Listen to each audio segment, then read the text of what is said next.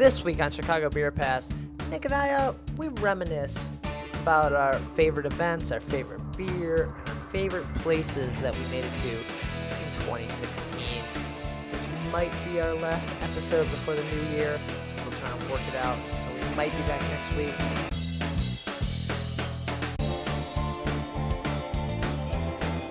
Yeah, because, you know, get a cork popped out, boop, it just flies like fucking 10 feet. We're like, yeah, let's do it.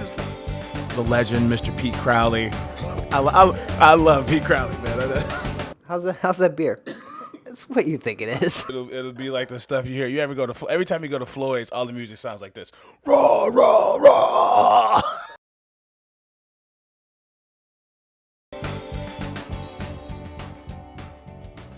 Hey, and welcome to Chicago Beer Pass. I'm Brad Chmielewski, Hey, I'm Nik White. and this is our last episode before Christmas. Yeah, it is, man. Yeah, that's kind of. How are you on Christmas, man? Are you fired up about Christmas? It's like a week too early for me right now. I need like one more week. Okay. Yeah. I still have to do some shopping this week. That's true. There's a lot of pressure for Christmas. This is why Thanksgiving is my jam. You know, Christmas not so much.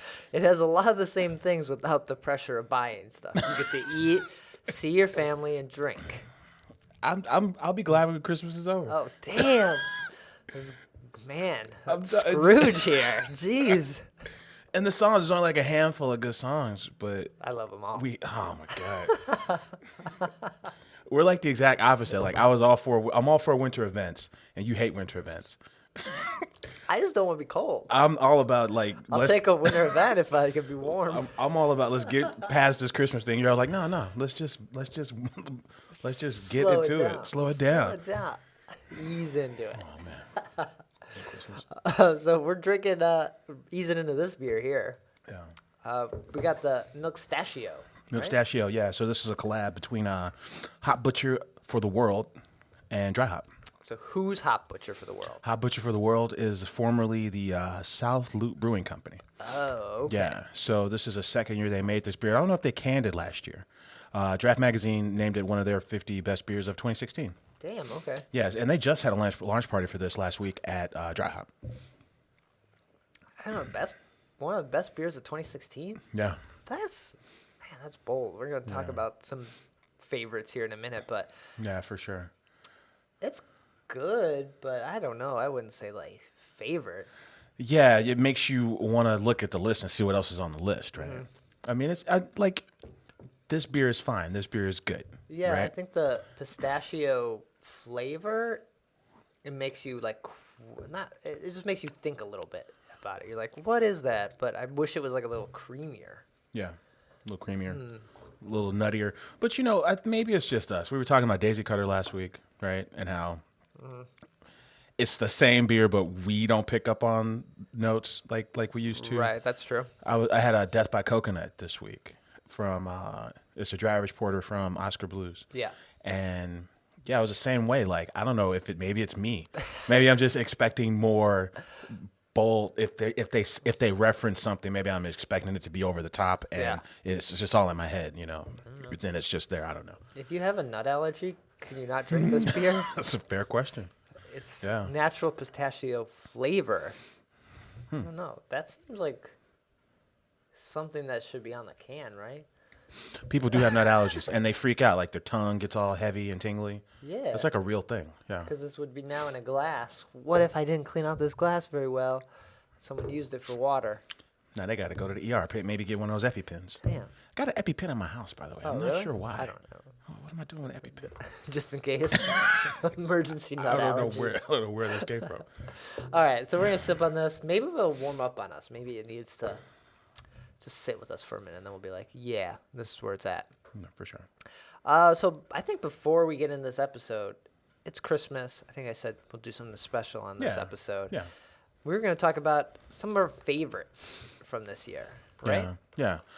We talked about like, how do we dial it in, right? Like what categories do we talk about? So we said most memorable events, places that we would recommend for people who are visiting Chicago. Okay. And then of course beers, some of our most memorable beers, right? So we can start anywhere in those spaces, Brad, right there. Let's start with our most memorable / favorite events of 2016, because that's what the show is. We talk about the events we go Yeah. to and the ones you should be going to. Yeah, it's event-centric for sure.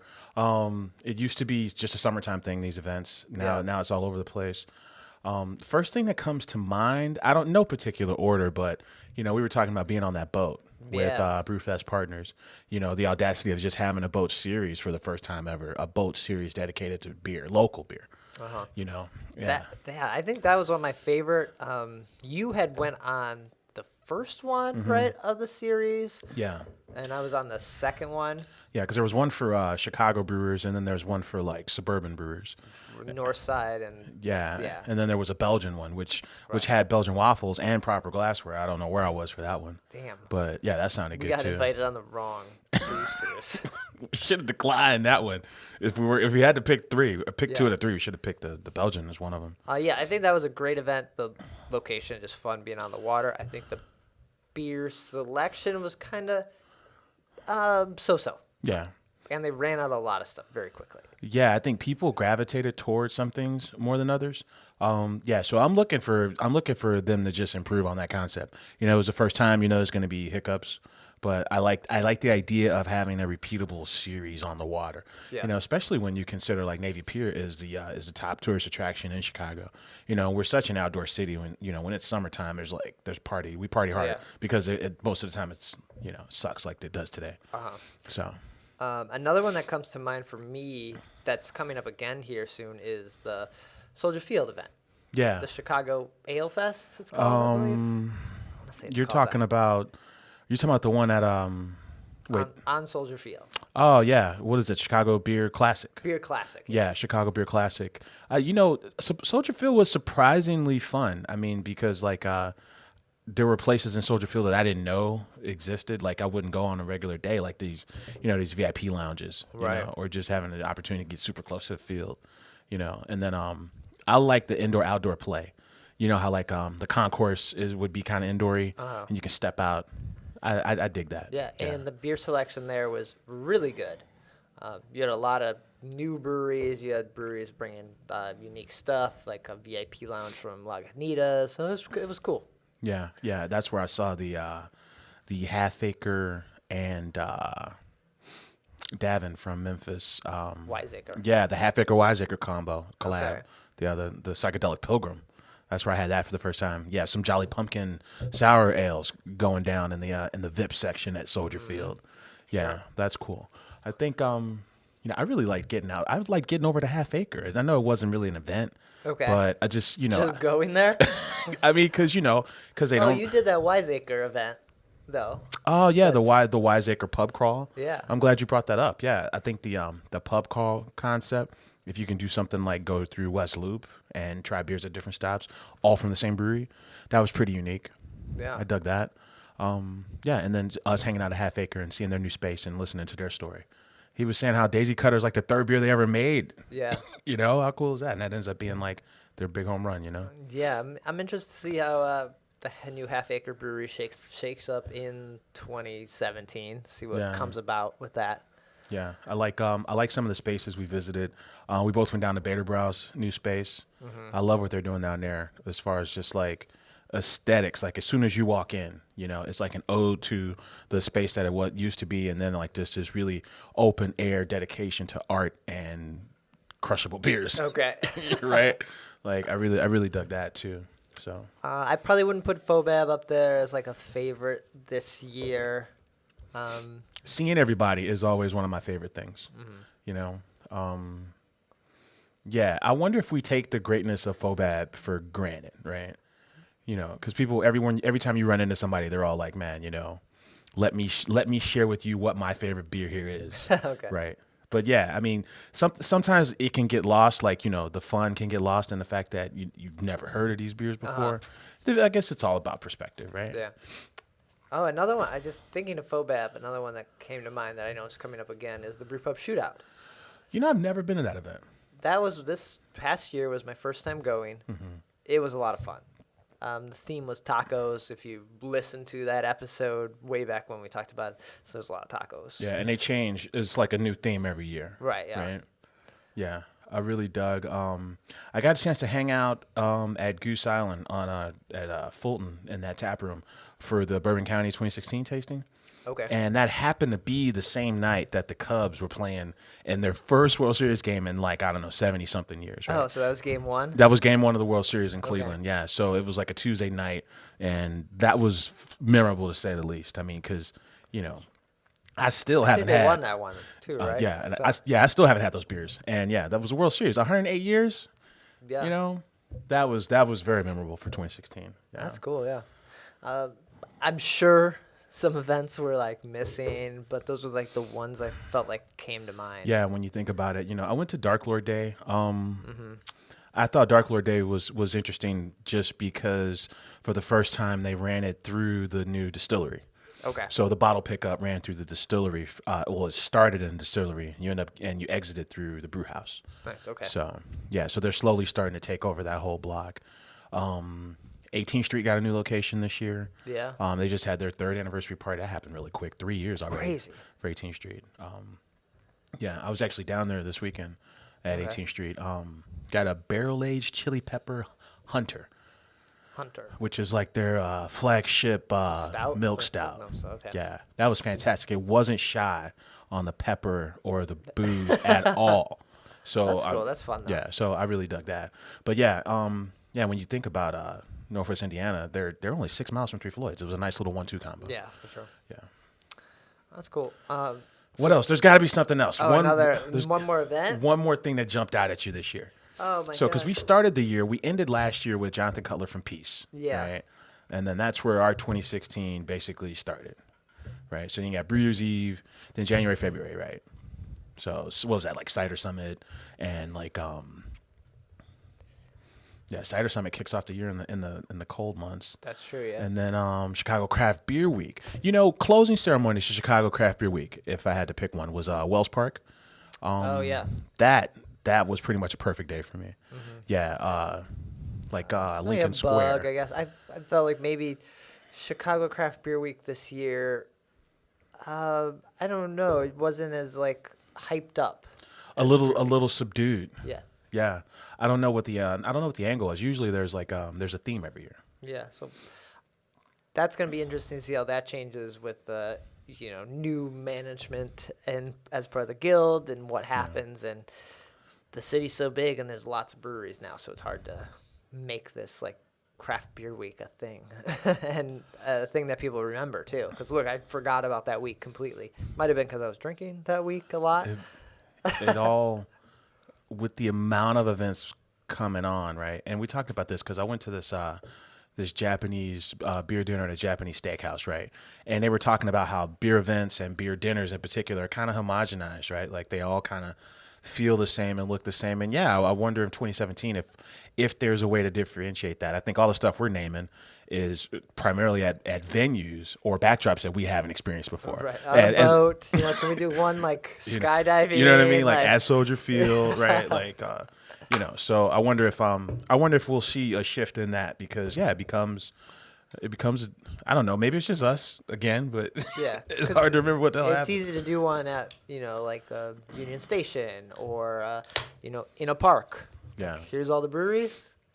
They're all lined up in a big circle. Go at it. I did like how one of those events moved to the Field Museum, though. Okay. It was the one that used to be one of them that occupied the great room at Union Station, moved to the Field Museum. And then was there even a Night of the Living Ales this year? I don't think if they found a venue, I think it was at not Kaiser Tiger, but Bottom Lounge again. Bottom Lounge. And because that's here early in the new year. Yeah. So maybe I didn't go this year, so maybe I'll have to go this coming year. I like the unfiltered Pilsner Urquell events. This year was at Kaiser Tiger. Last year was at Kaiser Tiger as well. Okay. Yeah, that's when a guy comes over from the Czech Republic and compares our drinking scene to theirs, that kind of thing. That was fun. Yeah. All right. So then, if anyone has family coming in from out of town, what are the places you went to this year that you're go, or a standard that you're this place you should definitely check out of course. Wow, for sure. Yeah, there's always the short list, right? And we talk about the short list. It always usually includes, let's see, Half Acre. yeah, or Peace, yeah, Haymarket. exactly. And on the bar side, maybe like a little bit of a hop leaf, or a Maria's, right? Or a map room. You know, those are the standards. That moody tongue space is super sexy, man. It is really nice, yeah. I dig that space. I dig the Austrian, glassware. I like how they go from extremes, from the, the super delicate fucking grapefruit pills to the, what is it? The brandied barrel aged fucking, whatever the fuck, right?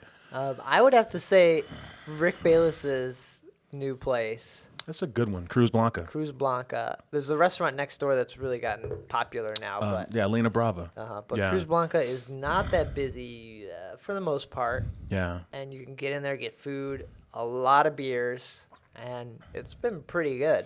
I tell you something. I'm glad you brought that up because I went there for their Oktoberfest, right? And then, man, it was a party and a half. It was this hybrid, like, Latin-inspired Oktoberfest. Like, they got the Marzen on draft, but then they got like this, this Spanish band playing. Okay. And, all the things you like in an Oktoberfest party. It was a party and a half, man. It was just so fun and so boisterous and just really, really well done. Really well done. Yeah, I guess that would be my pick because if you're over by Haymarket, you could do the two very easily with family that maybe doesn't like to walk either. Like they're close enough that they're gonna be like, "How far is this?" But then you're there and they're like, "Okay." Yeah, and then you can and you can do. I think the two most concentrated areas for breweries are probably West Loop.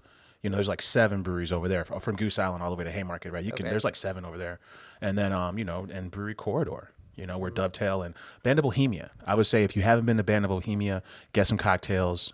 Try their beers. You can have a proper pinkies up. Well done dinner for for a fee, right? I mean For sure. Yeah. All right, that's some good. There's so many good places. Probably a couple of our favorites there. Yeah. Any beers that jump out from this past year? I know that's a tall order. Because, what do you remember? And I think one that I remember from the year is the Cruz Blanca, the Tocayo. Yeah. I just kind of dig that beer. It's kind of nice. I don't know. No, it's solid. It reminded me a little bit of the wit that Dos Bros makes. I think. Yeah, or like a light Allagash White. Yeah, it was somewhere between. It was definitely. I'll say this. It's definitely more Allagash White than it is Blue Moon, right? Yeah, for sure. Yeah. That was really good. I don't know, man. Double Boogie from Mars is one of my favorites. Okay. I really dig that beer. Not lumping boogie like. Not the lumping boogie, which is like a the tame little brother of the jungle boogie. You got to boogie down. It's definitely not. There's a lot less boogie in that one. Okay. But the double boogie from Mars was a win for sure. Claire's Thirsty Ale. I think it gets overlooked. In a world of fruited stouts. Like last year, Goose had the Regal Rye, which was like brandy cherries and blueberries and all this other shit and sea salt in one of their variants for BCS. But Claire's Thirsty Ale, which is like basically a raspberry barrel-aged stout, I think goes toe to toe with that Regal Rye any day of the week. Yeah, and then they did something really cool where they and you'll see it again this year, where they'll give you like the little howler or whatever you call the 32-ounce growler. Yeah. They'll give you that for like a super low price. Oh, cool. Because that's Haymarket's thing, like affordable, awesome beer for the working class. I haven't been to Haymarket in a while. I got to get over there. Maybe weekend of my birthday. I got end of the year, New Year's kind of stuff. Yeah, and January 12th is their anniversary. Yeah. Yeah, where it really goes down over there. I think very easy to overlook the beers that they make over there, but I like everything except for the 7.5% smoke beer they did with fucking Kaiser Tiger. Okay. way too much for me. Let's see. Any other beers jumping out at me that I remember quite a bit? You mentioned Baderbrau earlier. Baderbrau, when we were there, we stopped in before we went on a boat. They had a fruit beer.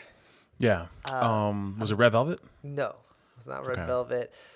I feel like it had papaya in it. I know they got like an unfiltered, like mimosa inspired. Yeah, it was a mimosa beer, Yeah. but they said that it was too chunky in the cans. So they couldn't Oh, can so it. they, yeah, I know what you're talking about. It's like super hazy. It's thick. It's like juice. It looks like OJ. Yeah, That thing was awesome. You're out for like a hot day, going like on a boat. It's yeah, like, yeah. yeah. It's like That's it's what you need. good drinking. Well, speaking of that area, we had the Publican, their collaboration with Motorola Okay. was like this Rogan beer. It was basically like a smoked rye wheat lager, dark lager.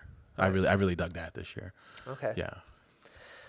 Yeah, I don't. So many beers, it's hard to remember. I remember having some great stuff from scratch, as always, at like at Bug, something like that. Yeah, they've it's the only time where I remember seeing Randy Mosier at Great American Beer Fest.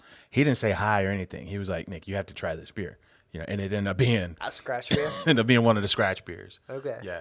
I think that whole aspect of like foraging, and like just coming up with new flavors on a whim, and it's kind of an ode to like the way beer was before hops was cultivated. But then like if some of these saisons, I think that's where that whole style started, where it's like, hey, we got this farm, and whatever's on the farm is going into beer at the end of the season. We're gonna make something out of this. You know what I mean? It's kind of an ode to that, which I kind of dig. And then they are true to, this is they are from another time and place. These guys, Right. It's pretty wild what they got going on. Yeah. I don't know. I think any other beers jump out at you? Yeah, Quattro from Three Floyds. Okay. Might have been probably the best IPA I've had all year. They got a thing with these hops, man. It's like, because a lot of stuff's dialing in on the like the kind of orangey, kind of sweet, kind of citrusy, piney side, but they got this weird New Zealand thing going that was just like, Perfect. man, I need to find more words and find that beer and post it to the page. Nice. So I think that's pretty good. That's usually about how long our shows usually are here, and we're Oh, nice. we still got other stuff to talk about. But those are some of our favorites. I think it's just fun to reminisce over some beers, and we talk through these every week, where it's kind of like, we did this, move on, next, move on. So That's true. Yeah, it's good to slow it down Yeah. and look back on it. So let's see. Chicago Craft Beer Week will be here before we know it. Yeah. Cider Summit first. Mm-hmm. Chicago Craft Beer Week after that. Yeah. Did you hit up anything this past week that? I got out a little bit. Yeah. Yeah, I went Anything to notable. Yeah, I stopped by 3 breweries, 18th Street, Three Floyds, and Forbidden Root. Okay. Yeah, so we talked about 18th Street.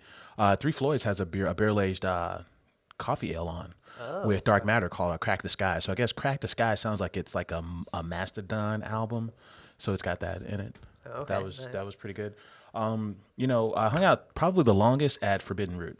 Yeah, where BJ was there, and we went through like all. They got 16 beers on tap. First of all, I didn't know that. That's a lot of beers. And then the core 4 beers were not on tap because they struck a new distribution deal. Oh, where? Which they're going to be Cavalier. It's in Florida. Oh. So they're going to scatter through the whole state of Florida, which is kind of smart when we get to the news. We talk about like how things are shifting, right?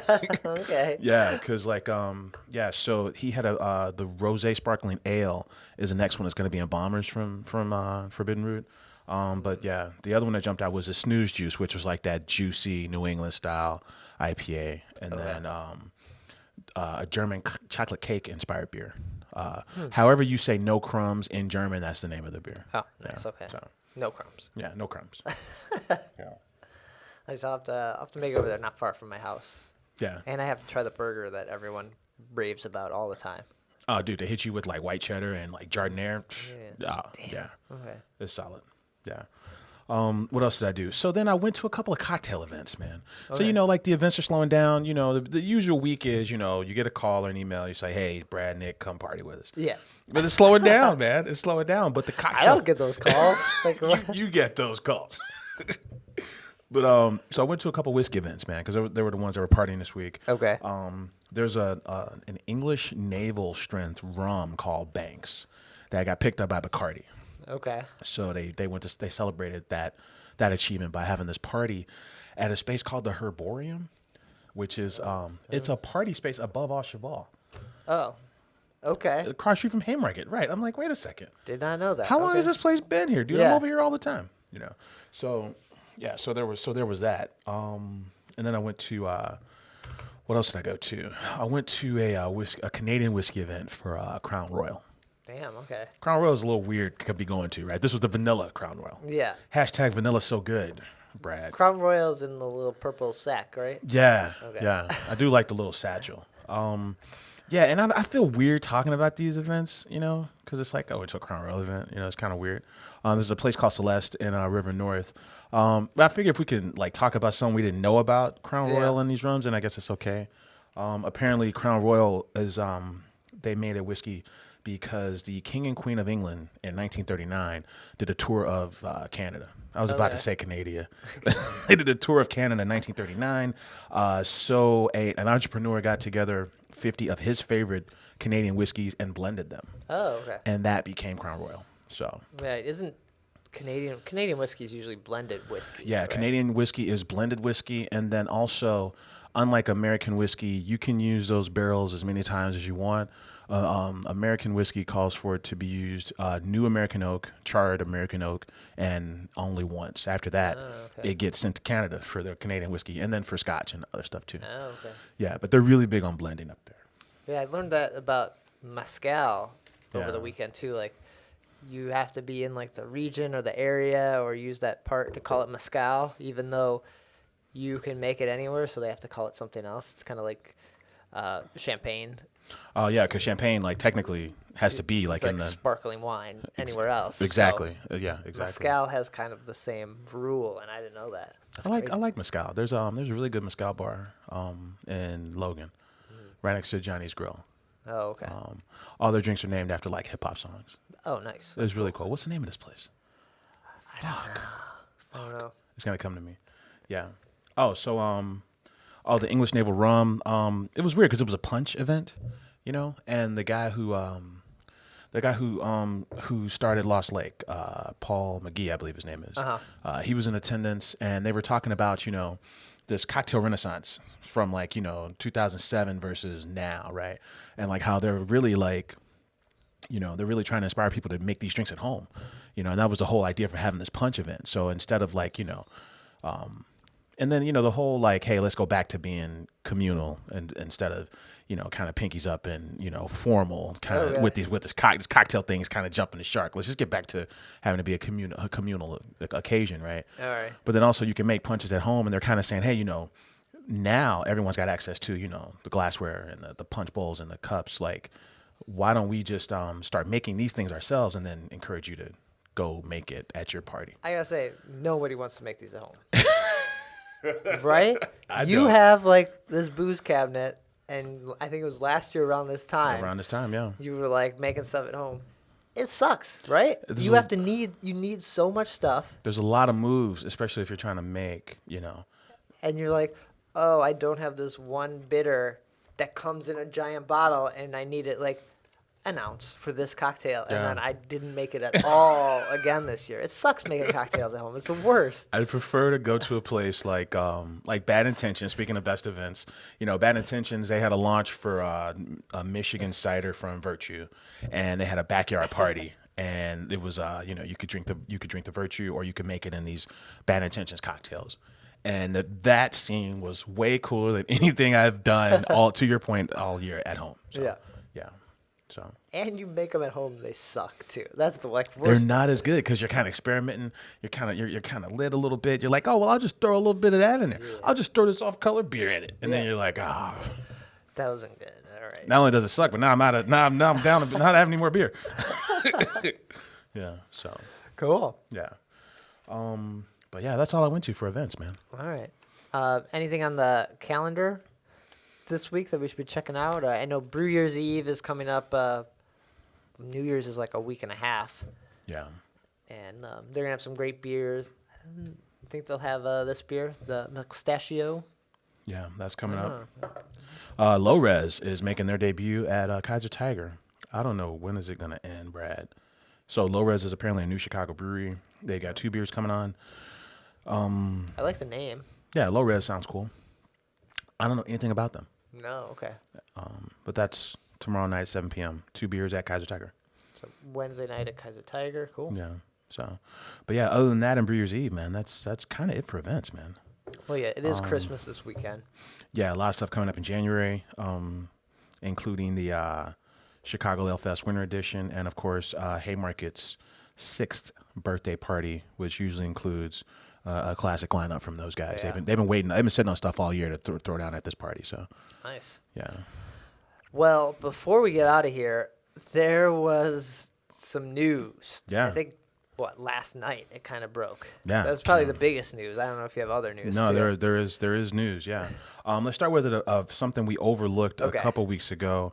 As part of the AB SAB Miller merger, Okay. AB is selling off some of Miller's brands, right? Yeah. So they sold 5 of their Eastern European brands to Japan's Asahi for $7 billion. Okay. One of those brands was Pilsner Urquell. Oh, wow. Yeah. Wow, okay. Tyskie was the only other one I recognized off the list of 5. Oh, yeah, I remember. I know Tyskie that, and yeah. Pilsner Urquell, you see those all the time. Also, New Holland signed a partnership deal with PBR, man, with Okay. Pabst Blue Ribbon. Yeah. Like to what? Apparently, they remain independent companies, and this deal just allows wholesalers of Pabst Blue Ribbon to now sell New Holland and all those PBR accounts. Okay. Yeah, so it gives them. It's kind of like they're kind of mimicking what Goose does with their they call it the high end beer division, where like they got these, they roll in there with PBR, that's the big monster, but then they got these other beers that they'll sell you as well. It sounds like that, but without an ownership exchange. Yet, right? Yeah. So those 2 things happen, and then 2 beers that we featured on the show from a local Chicago brewery. So Ale Syndicate and Arcade Brewery. Shutting down for the time being. What kind of shit is this, man? So the story broke that the Space Ale Syndicate was running, which Yeah. was made to be a brewery that other breweries could come and kind of Yeah. maybe have their own tank and kind of like a co-working brew space. Alternate proprietorship. Yeah, where everybody uses the equipment. Right. Yeah. This didn't work out. Yeah, too well. and this is twice now we've seen this because, Slapshot was like that. Okay. Because Rude Hippo and Microphone were both brewing at Slapshot. And before you know it, Slapshot just they're like, we're out. We're done. We are done with this. We are shutting down. Damn. So this concept, I don't know. This concept doesn't seem to be working. No. So the way the story is right now, bills were not getting paid. Gas was shut off at some point, but This is a wild story, man. I was saying, like, your gas doesn't get shut off for at least 3 months. I don't care if you're a business or a home. Like, it takes like 3 to 4 months of not paying your bill for them to do anything about it. So Yeah. if your gas gets shut off, hey, something is really up. They're saying the gas was cut off 2 months ago. They're saying that Ale Syndicate, and these are good guys. These Ale Syndicate guys, they're super cool. Yeah, they're saying that they didn't even have their license to brew beer expired back in April. So that's like 6 months ago, Yeah. or even more. Yeah. So, and then they're asking the guys about it, and the guys are just kind of like, well, that wasn't really my part of the operation. I don't really know. It just all sounds really messy. That's crazy. it Ale sounds- Syndicate, you were like a 2-man crew. You and your brother, this was your thing. Like, whose job is it to pay the bills? And then like this isn't like a brewery that's cranking out 100,000 barrels a year. It's not that big. It's not that big, man. Like, what are you talking? What do you mean you don't know, man? I don't know. I don't know if they meant to get quoted like that, but that's a rough quote right there. Yeah. But there's It's awful for Arcade, who they were just there brewing at the space. This was their home. They didn't have a lot of say probably in like what's happening in the space and Yeah. what's going on. So they're just like, we're here. But I thought Arcade was having their own space opening up. I thought they were opening up something on Western. yeah. I was under the impression they were moving somewhere. Yeah. Yeah. So Arcade. They just came out with the It's the series where the guy from the Walking Dead, the graphic novelist, he draws 6-pack stories. Yeah. And we were just talking to these guys via email, and they were like, hey, 6-pack stories is out again. Every time every bottle is a different piece of the story, that kind of thing. And what I liked about Arcade was like, when they throw their events, you keep the bottle cap, and then you take it to a party, and then boom, the bottle cap becomes like you can redeem a beer, that kind of thing. Oh, you can. Oh, Yeah, it was a cool concept. And then Ale Syndicate, man. Ale Syndicate had one of their beers, was it Richie? Richie's the porter. Yeah. But then they had whatever the pale ale was. Sunday Session? Sunday Session. It was a variant of Sunday Session was a flagship beer at Harry Carey's. Harry Carey's house beer. Harry Carey's Italian Steakhouse, man. Downtown Chicago. That was their beer. They had a good rhythm, man. The story is so nuts. Like, they went from being New Chicago Brewing at the plant out on the south side. They ended up leaving, and then they rebooted, changed the name. It seemed like they were rolling. They went to Logan Square. They got that space, and then you hear this story, and you're like, whoa. And the brothers, they had another brewery in California that they started and sold, or I don't know the backstory on that, but then they moved back here to open up this brewery, and I dug their beers. They were pretty good beers. I thought their beers were good. We went to that party at the library, which was downtown. So there's this office building across the street from City Hall, and the very top floor is like a party space called the library. And I guess a lot of lawyers go up there and it's a functional library, but people throw booze events up there all the time. They got like 10 beers on tap, and Ale Syndicate took over the whole top floor. Yeah. So this was kind of, for me, this was a surprise. I think Brad knew all along. Brad talked about it last week. He kind of hinted like, yo, I think they might be done. I was just kind of saying that I haven't been seeing their beers as much. They haven't been talking about their beers as much. Like, there was just like this lull in what was happening with Ale Syndicate, and they had like their 3 beers and that was it. Like, that's not how you run a brewery today. It's like, we do 3 beers, this is all we got. Every week we just keep brewing these. That's not keeping your craft beer fan there. Yeah, I think part of the issue you would hear people kind of talk about is like, hey, they didn't really have a tap room either. It wasn't really a destination. And apparently, and you know how tap rooms are, man. You can, if it costs you $0.25 to fill a glass, you could sell that beer for like $6. I mean, on mass probably off a little bit, but there's a much higher return on beer that you're selling on premise versus packaging and shipping and and all then that you can jazz. tell people about that beer right there. Like, hey, this is our new porter. Let me know, and you get instant feedback. Oh, that guy didn't like it. It's not creamy enough for him. Okay, too hoppy. You're right. Founders, they built their whole backstage series, which is now their like reserve series, if you will. They built that entire series based off beers that were successful in their tap room. Yeah. Yeah. But I guess they just had other stuff going on. One of the brothers joined like a board of like small businesses or something, like so I think he had stepped away recently too. So yeah. That sucks, man, because we know those guys over there. So they're very nice guys. So yeah, it's crazy. and their beer was good, which is unlike other issues in town where like Finch, like folks have to leave. People really dug these beers. Right, Finch beer we didn't really like, but Ale Syndicate beers we did like. Yeah, so man, it's a firm reminder that shit is very real in this town when it comes to like the sale of beer, right? You can't name a more competitive market than Chicago. I don't think, not in this country. Right. Yeah. Oh yeah. The only other place that seems to have figured this out with regards to the alternating proprietorship thing is probably not Atlas, Burnt City. Burnt City. Okay. Who we've had on the show. They so it sounds like not a good sign. I don't know. Around the Bend, according to the story, Around the Bend is going to move in with them. Right. So we'll see. And I know Five Rabbit does a lot of contract brewing stuff as well. Yeah. In fact, Ale Syndicate was at Five Rabbit briefly before they got their own space. All right. So I don't want to like jinx anything or like who's next. Who's next? It's like Candyman or something, like the Grim Reaper or something. Who's next? Who's coming next? Who's gonna get shut down? Who's gonna go out of business? I don't know, man. This sucks, man. I don't know.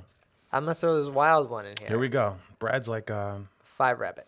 Oh man, you think Fried Rabbit's gonna bite the bullet? Yeah. You know what I'm noticing? We talked about Finch last week, and we kind of boohooed them for like not focusing on Chicago and skipping town pretty much immediately. Yeah. Right.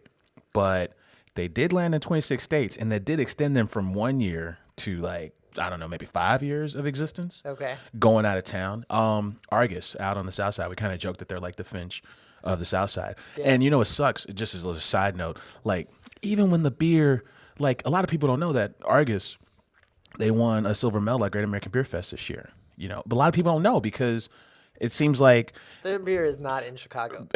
Right. So they're focusing on Florida. I know they've got some distribution deals in Florida, and they're really trying to make that expansion. And unless you're doing that, like, why are you brewing in Chicago? It's expensive to brew in Chicago. Like, that makes no sense, right? I mean, because it's a drinking town, and you see the opportunity.